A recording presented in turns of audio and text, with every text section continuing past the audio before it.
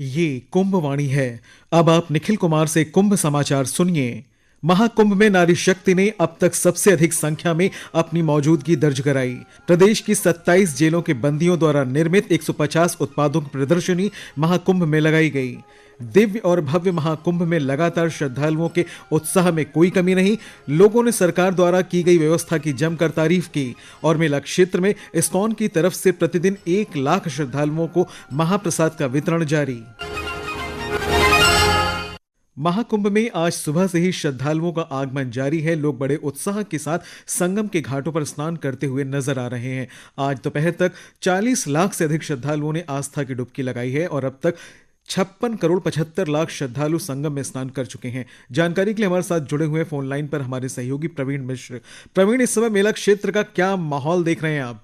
निखिल, अगर हम माहौल की बात करें तो जिस तरह से श्रद्धालुओं का जो उत्साह देखने को मिल रहा है महाकुंभ क्षेत्र में आने का, पवित्र त्रिवेणी में डुबकी लगाने का, इससे लग रहा है कि जो पूरा एक आध्यात्मिक यहाँ पर एक माहौल पूरा से बना हुआ है। पूरा एक जो यहाँ का क्षेत्रफल है वह श्रद्धालुओं से पूरा पटा पड़ा हुआ है। इसको लेकर के यहाँ पे से व्यापक व्यवस्थाएं की गई। आज मैं देख पा रहा हूँ जिस तरह से यहाँ पे यूथ का जो पार्टिसिपेशन अधिक मिल रहा है, यहाँ पर जो प्रदर्शनियां लगाई गई हैं उसमें उनकी भागीदारी हो रही। सूचना प्रसारण मंत्रालय के जो शिविर में आज ढेर सारे यूथ से पहुंचे थे यहाँ पर, उनके स्टार्टअप्स को लेकर के, इंटर्नशिप योजना को लेकर के, साथ ही साथ जो उन्हें कौशल विकास को लेकर जितनी भी यहाँ योजनाएं से जुड़ी प्रदर्शनी लगी वो उसके बारे में जान रहे हैं। स्किल इंडिया के बारे में जान रहे हैं। इसके बारे में जो यहाँ पे कर्मचारी नियुक्त किए गए उनको बकायदा इसकी जानकारी दे रहे हैं कि, और इसको लेकर के उनको काफी लाभ भी मिल रहा है। साथ ही ये भी बता दूं कि दोपहर के समय इस समय आज श्रद्धालुओं के बड़ा हुजूम पहुंचा है। इसको लेकर के भी भंडारों का जो भव्य रूप से आयोजन भी किया जा रहा है। सेक्टर 6 में इस्कॉन का जो शिविर लगा हुआ है वहाँ पे प्रतिदिन जो है लाखों की संख्या में श्रद्धालु इसको भोजन कर रहे हैं। अन्नपूर्णा क्षेत्र में वहाँ पे भी जो भंडारे का आयोजन चल रहा है और साथ ही साथ सेक्टर 4 में भी एक भंडारे का आयोजन चल रहा है जहां पर बड़ी संख्या में लोग श्रृंखलाबद्ध लगा करके अपने प्रसाद ग्रहण कर रहे हैं, उनकी भूख भी मिटा रहे हैं। साथ ही साथ यातायात का भी प्रबंधन विशेष रूप से किया गया है ताकि श्रद्धालु जल्द से जल्द स्नान करके वो अपने गंतव्य को जा सके। निखिल, धन्यवाद।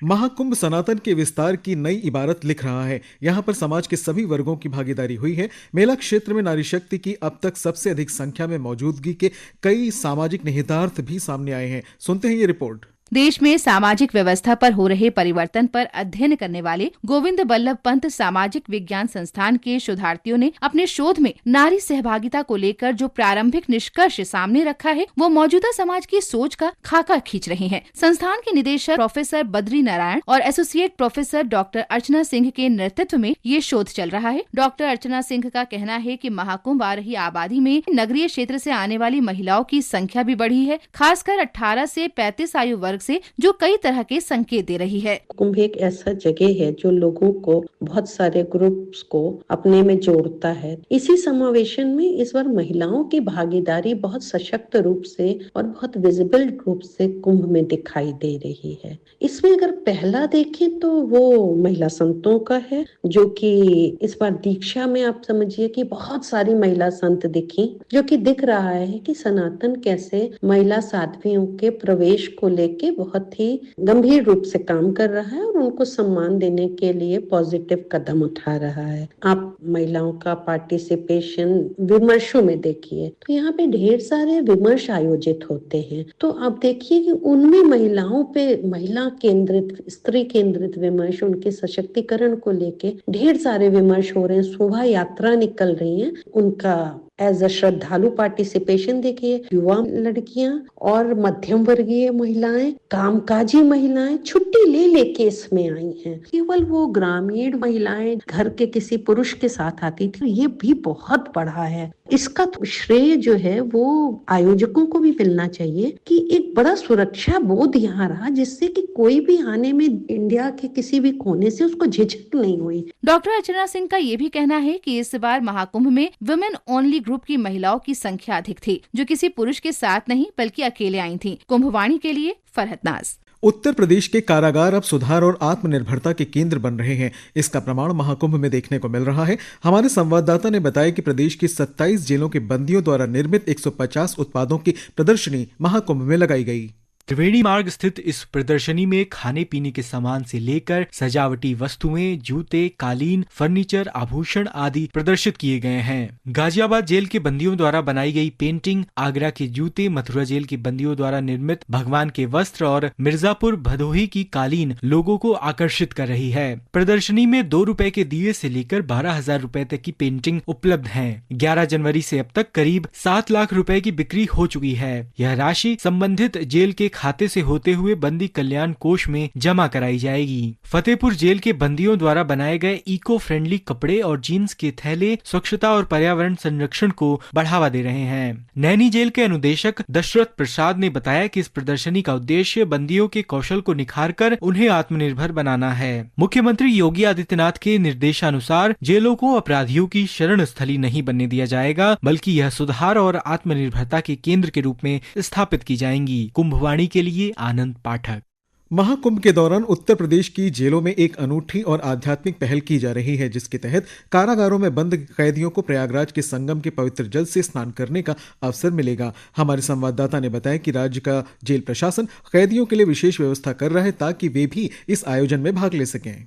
उत्तर प्रदेश जेल प्रशासन महाकुंभ के पवित्र जल को राज्य भर की 75 जेलों में लाकर कैदियों को स्नान कराने की तैयारी कर रहा है। उत्तर प्रदेश सरकार में जेल मंत्री दारा सिंह चौहान के कार्यालय के अनुसार ये कार्यक्रम कल सुबह 9:30 बजे से प्रदेश के सभी जेलों में आयोजित किया जाएगा। जेल विभाग के अधिकारियों ने बताया है कि वर्तमान में राज्य भर की 7 केंद्रीय जेलों सहित 75 जेलों में 90,000 से अधिक कैदी बंद हैं। जेल अधीक्षक गोरखपुर वीके पांडे ने बताया कि जेल मंत्री श्री चौहान के वरिष्ठ अधिकारियों के साथ 21 फरवरी को लखनऊ जेल में एक कार्यक्रम में भाग लेने की उम्मीद है। बंदी लोगों की भावना को देखते हुए हम लोगों ने जेल स्टाफ को भेज करके संगम तट से गंगा जल मंगवाया है। इससे बंदी स्नान करेंगे और उनके जो एक जैसे धार्मिक भावना की संतुष्टि होगी। जिला कारागार में इस समय 1911 बंदी बंद हैं। अधिकांश बंदियों की आस्था थी और उनकी भावनाओं को ध्यान में रखते हुए ही गंगा जल मंगवाया गया है। हम लोग जो बंदियों के स्नान के लिए जल आपूर्ति करते हैं उसमें इसको मिला देंगे और उससे सारे बंदी लोगों तक ये पहुंच जाएगा। देश के हर नागरिक में ये भावना है और इसी को देखते हुए बंदियों में भी बहुत उत्साह है कि महाकुंभ में जल से अमृत स्नान करने को उनको मौका मिले। कुंभवाणी के लिए आकर्षिता सिंह। तीर्थराज प्रयाग के दिव्य और भव्य महाकुंभ में देश के कोने कोने से श्रद्धालु संगम में स्नान के लिए आ रहे हैं और श्रद्धालु सरकार द्वारा की गई व्यवस्थाओं की जमकर तारीफ कर रहे हैं। सभी व्यवस्था अच्छी है, जो देखते हुए बहुत अच्छी व्यवस्था है। आगे संगम पे स्नान किया है, बहुत अच्छा लगा हमको। योगी जी के हम धन्यवाद देते हैं, उन्होंने इतनी अच्छी व्यवस्था की है, इसके लिए हम उनके शुक्रिया अदा करते हैं। व्यवस्था बहुत अच्छी है, ऐसा नहीं है कि नहीं हो, सब सुविधाएं अच्छी व्यवस्था है। लोगों को देखते हुए बहुत अच्छी व्यवस्था है। जी हाँ, बहुत अच्छी तरह स्नान किया है, व्यवस्था भी बहुत अच्छी है यहाँ की, सब कुछ अच्छा है। को बहुत बहुत धन्यवाद देना चाहते हैं जो यहाँ पर इतने लोगों के होते हुए और इतनी अच्छी व्यवस्था है, इतने बाथरूम घाट वगैरह जितने लोगों की देखते हुए बहुत अच्छी व्यवस्था है। महाकुंभ मेला क्षेत्र में इस्कॉन और अडानी समूह प्रतिदिन 1 लाख श्रद्धालुओं को महाप्रसाद वितरित कर रहे हैं। आइए सुनते हैं ये रिपोर्ट। अडानी समूहों और इस्कॉन के बीच साझेदारी का मुख्य उद्देश्य खाने की बर्बादी को रोकना है। इस प्रणाली के अंतर्गत प्लानिंग, ट्रैकिंग और सक्रिय निगरानी के जरिए श्रद्धालुओं तक सही समय पर पर्याप्त भोजन पहुंचाया जा रहा है। अडानी समूह और इस्कॉन का ये प्रयास न केवल एक धार्मिक सेवा का हिस्सा है, बल्कि ये एक आदर्श उदाहरण प्रस्तुत करता है कि कैसे बड़े पैमाने पर भोजन वितरण के दौरान खाने की बर्बादी को नियंत्रित किया जा सकता है। अन्न की बर्बादी को नियंत्रित करने के लिए एक विशेष टीम हर घंटे प्रसाद की खपत को मापती है। बचे हुए प्रसाद को सही समय पर एकत्र कर उसे फिर से वितरित कर दिया जाता है। अडानी समूह और इस्कॉन का ये सेवा अभियान महाकुंभ मेले के समापन तक जारी रहेगा। इसके साथ ही अडानी समूह गीता प्रेस के सहयोग से 1 करोड़ आरती संग्रह का वितरण भी कर रहा है। कुंभवाणी के लिए सरफिरोजी। और अंत में मुख्य समाचार एक बार फिर। महाकुंभ में नारी शक्ति ने अब तक सबसे अधिक संख्या में अपनी मौजूदगी दर्ज कराई। प्रदेश की 27 जेलों के बंदियों द्वारा निर्मित 150 उत्पादों की प्रदर्शनी महाकुंभ में लगाई गई। दिव्य और भव्य महाकुंभ में लगातार श्रद्धालुओं के उत्साह में कोई कमी नहीं। लोगों ने सरकार द्वारा की गई व्यवस्था की जमकर तारीफ की और मेला क्षेत्र में इस्कॉन की तरफ से प्रतिदिन 1 लाख श्रद्धालुओं का महाप्रसाद वितरण जारी। कुंभ समाचार का अगला बुलेटिन आप कुंभवाणी चैनल 103.5 FM पर रात 8 8:30 पर सुन सकते हैं।